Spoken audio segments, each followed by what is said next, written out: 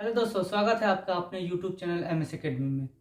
आज 12th class Hindi के काव्य खंड छप्पय जो नाभा दास हैं लिखे हुए, उनके बारे में पढ़ाते हैं। वीडियो आने में काफ़ी देर हो गई है, पर कोई बात नहीं, जल्दी हम सारे कवर कर सकते हैं। सारे वीडियो को हम कवर कर देंगे आपके लिए। चलिए हम इनके बारे में पढ़ना शुरू करते हैं। छप्पय है नाभा दास के द्वारा लिखा गया हुआ है। इनका जन्म 1570 ईस्वी में अनुमानित बताया गया है, इसका कोई कंफर्मेशन नहीं है। और इनकी निधन, इनका मृत्यु जो है वो अज्ञात है, लेकिन फिर भी लगभग जो है 1600 ईस्वी में इनका मृत्यु बताया गया है, पर यह अज्ञात है, पूरी कंफर्म है नहीं। इनका जन्म स्थान दक्षिण भारत में हुआ था। दक्षिण भारत में कहाँ है इसका भी कंफर्म नहीं है। प्रवास यानी कि दक्षिण भारत में जन्म के बाद जो है वो उनका प्रवास हो गया राजस्थान में, यानी कि राजस्थान में जाकर के रह गए। मतलब क्या इनके पिता बचपन में ही इनके पिता की मृत्यु हो गई थी, तो अपने माँ के साथ जो है राजस्थान में चले गए, वहां रहने लगे।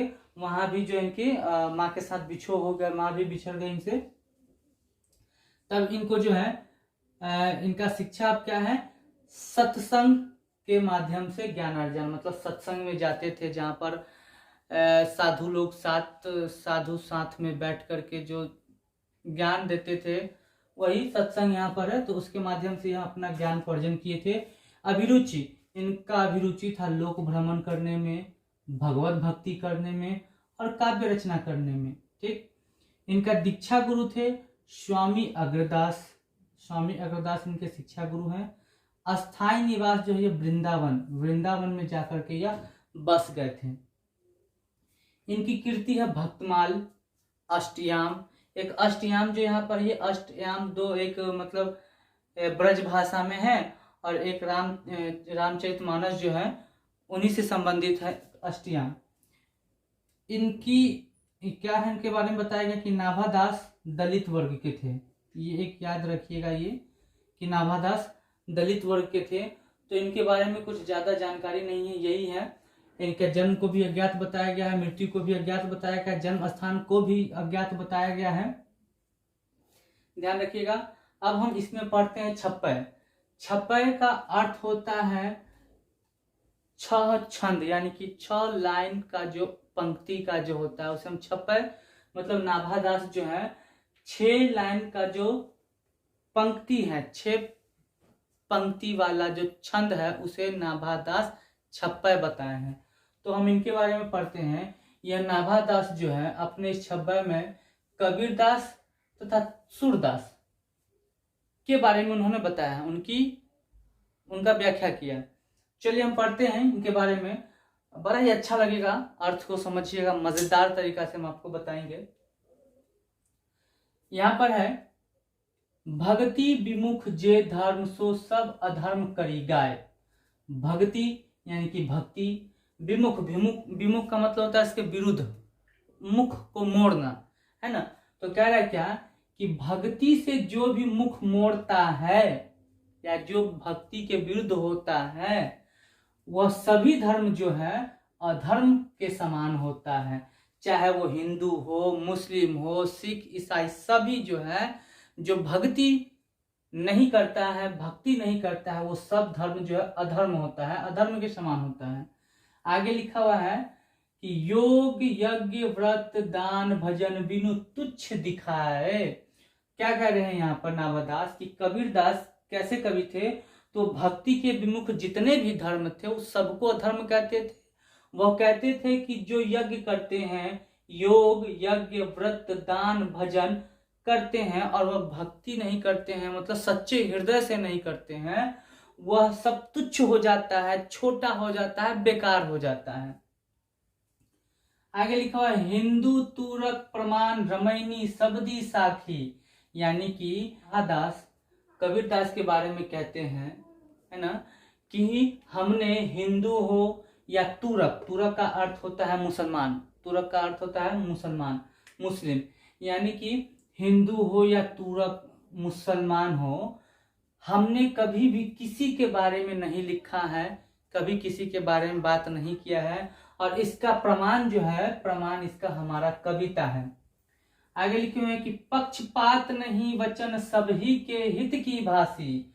नाभादास कबीरदास के बारे में कहते हैं कि वो कभी भी पक्षपाती नहीं थे, किसी के पक्ष में वह नहीं थे। पक्षपात कहने का मतलब कि मुंह देख करके बात करना, वो कभी भी किसी के पक्षपात नहीं थे। वचन सभी के हित की भाषी, वह जब भी बोलते थे तो लोगों के हित के बारे में, दूसरों के हित के बारे में ही बोलते थे। आरूढ़ दशा है जगत पे मुख देखी नहीं भनी। जगत पे यानी कि दुनिया, दशा मतलब दशा, आरूढ़ मतलब सवार होना, यानी कि इस जगत पे दशा सवार होता है, ठीक। और मुख को देखी नहीं भानी, और वो कभी भी मुख देख करके जो है, मुख को देख करके यानी कि लोगों का चेहरा देख करके बात नहीं करते थे। वह यहाँ पहले ही लिखा हुआ था कि पक्षपात नहीं वचन सभी के हित की भाषी, मुख देखी नहीं भानी, मतलब कभी किसी का मुख देख के नहीं बात करते थे, ना ही कभी पक्षपात करते थे। वो आगे क्या, कबीर कानी राखी नहीं वर्णाश्रम सट दर्शनी। कबीर कानी मतलब कान, राखी नहीं मतलब रखना, यानी कि कान पर जो है कोई भी बात को वो नहीं रखते हैं, कान में किसी बातों को वो नहीं रखते, या किसी के द्वारा बताए हुए बातों पर विश्वास नहीं करते हैं। वही लिखा हुआ है यहाँ पर कि कबीर कानी राखी नहीं, यानी कि कबीर कान पर कभी विश्वास नहीं किए हैं। उन्होंने वर्णाश्रम और सट दर्शनी नहीं किए हैं, वर्णाश्रम सट दर्शनी का भी नहीं किया। वर्णाश्रम मतलब 4 गो वर्णाश्रम है, 6 सट दर्शनी है, उसके बारे में वो बताते हैं कि वो कभी भी किसी की मतलब कान से सुनी ही बातों पर या अपने कानों पर वो विश्वास नहीं करते थे। लोगों के द्वारा किसी से भी सुना हुआ बातों पर वो विश्वास नहीं करते थे, जब तक उन्हें किसी भी चीज का प्रमाण नहीं मिल जाता था, जब तक उसका वो अच्छे से उनको वो जांच पड़ताल नहीं करते थे, तब तक किसी बातों पर विश्वास नहीं करते थे। अब नाभादास सूरदास के बारे में लिखे हैं, ठीक ना। पहले था कबीरदास के बारे में लिखे थे, अब सूरदास के बारे में लिखते हैं। ध्यान से समझिएगा, सुनिएगा। लिखा हुआ है, उक्ति चौज अनुप्रास वर्ण अस्थिति अति भारी, वचन प्रीति निर्वही अर्थ अद्भुत तुकधारी। मतलब नाभादास सूरदास के बारे में बोलते हैं कि उनकी उक्ति जो होती है, यानी कि बातें जो होती है, लिखा हुआ जो होता है, चौज होता है। चौज मतलब कि चमत्कार, चौज मतलब चमत्कार, इनके उक्ति में चमत्कार होती है, अनुप्रास होता है, वर्ण अस्थिति अति भारी।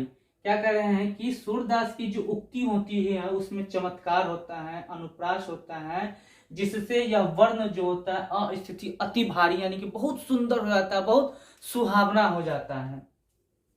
वचन प्रीति निर्वही अर्थ अद्भुत तुकधारी, मतलब उनका वचन जो है, यानी कि उनकी बोली जो है, प्रीति मतलब प्रेम, वचन का मतलब वचन या फिर बात हम बोल सकते हैं, निर्वही मतलब निर्वाह करना, यानी कि उनका वचन जो है, बात जो है, जिस प्रकार से प्रेम से शुरू होती है, प्रीति मतलब प्रेम, प्रेम के द्वारा शुरू होती है, वैसे ही उनका बात जो है उसका अंत भी उतना ही सुंदर होता है। अर्थ जो है उनका अद्भुत तुकधारी होता है, मतलब उनका अंत बहुत ही अद्भुत होता है, वह भी उतना ही सुंदर होता है जितना उनका शुरू होता है। अब आगे देखिए, लिखा हुआ है, बड़ा सुंदर लाइन है, प्रतिबिंबित दिव्य दृष्टि हृदय हरि लीला भाषी, जन्म कर्म गुण रूप सब ही रसना प्रकाशी। मतलब यहाँ नाभादास कहते हैं क्या कि सूरदास के बारे में कि प्रतिबिंबित दिव्य दृष्टि, आपने सूरदास के बारे में पढ़ा है कि सूरदास क्या थे, अंधे थे, है ना, उनके पास आंख नहीं थी। तो क्या कह रहे कि प्रतिबिंबित दिव्य दृष्टि हृदय हरि लीला भाषी, यानी कि वह अंधे थे, फिर भी अपने प्रतिबिंबित दिव्य दृष्टि से जो है, हृदय रूपी दृष्टि से जो है, हरि लीला भाषी, यानी कि हरि की जो लीला है उसको उन्होंने अपने भाषा में, अपने शब्दों में लिख डाला, बता डाला। हरि लीला मतलब श्री कृष्ण के बारे में, उनके बारे में सभी चीज उन्होंने अपने प्रतिबिंबित यानी कि मन के आंखों से, दृष्टि से, हृदय की दृष्टि से उन्होंने लिख डाला।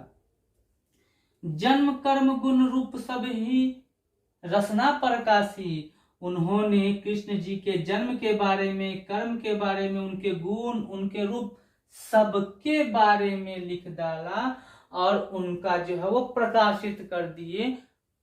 ठीक, समझ में आ गया। आगे लिखा हुआ है, विमल बुद्धि हो तासु की जो यह गुण श्रवणी धरे। क्या कह रहे हैं? विमल का मतलब होता है, विमल का मतलब जैसे विकसित करना, विकास। बुद्धि, बुद्धि का मतलब बुद्धि, मतलब क्या कह रहे हैं? विमल बुद्धि हो तासु की जो यह गुण श्रवणी धरे, यानी कि कौन सा गुण? तो सूरदास का गुण जो है, जो भी श्रवणी धरे यानी कि सुन करके उसको अपना लेता है, धर लेता है, उसकी बुद्धि क्या हो जाती है? विमल हो जाती है, यानी कि विकसित हो जाती है। ऐसे थे हमारे सूरदास जी। आगे लिखा हुआ है कि सुर कवित सुनी कौन कवि जो नहीं सिर चालन करे। यानी यह देखिए कितना सुंदर लिखा हुआ है। कह रहे हैं नाभादास जी सूरदास के बारे में कि सुर कवित सुनी, यानी कि सूरदास के कवित को कविता को सुन करके, या पृथ्वी पर इस दुनिया में ऐसा कोई कवि नहीं है जो नहीं सिर चालन करे, यानी कि अपने सिर को हिलाए डुलाए चलाए नहीं, ऐसा कोई कवि हैते नहीं है इस पृथ्वी पर। वही कह रहे हैं कि सुर कवि तो सुनी कौन कवि जो नहीं सिर चालन करे। हो गया, समझ में आ गया। अर्थ इसका भी बड़ा ही सुंदर और आसान तरीका में था। 6 लाइन का था। कबीरदास के बारे में और सूरदास के बारे में, इन दोनों के बारे में जो है नाभादास जी लिखे हैं। और इसका अर्थ अगर आपसे पूछता है, और समझ लीजिए ये दोनों जो है, दोनों भक्तमाल से लिया गया है। याद रखिएगा, यह नाभादास का जो कबीरदास के बारे में लिखे हुए हैं, यह छप्पय जो है, छप्पय कहाँ से संकलित है, कहाँ से लिया गया है? तो भक्तमाल से लिया गया है। इसको भी आप लोग ऑब्जेक्टिव में याद रखिएगा। कितना आसान, कितना सुंदर तरीका से था। ठीक, उम्मीद है आपको वीडियो जरूर अच्छी लगी हो। वीडियो अच्छी लगी हो तो वीडियो को लाइक करें, शेयर करें और सब्सक्राइब करें।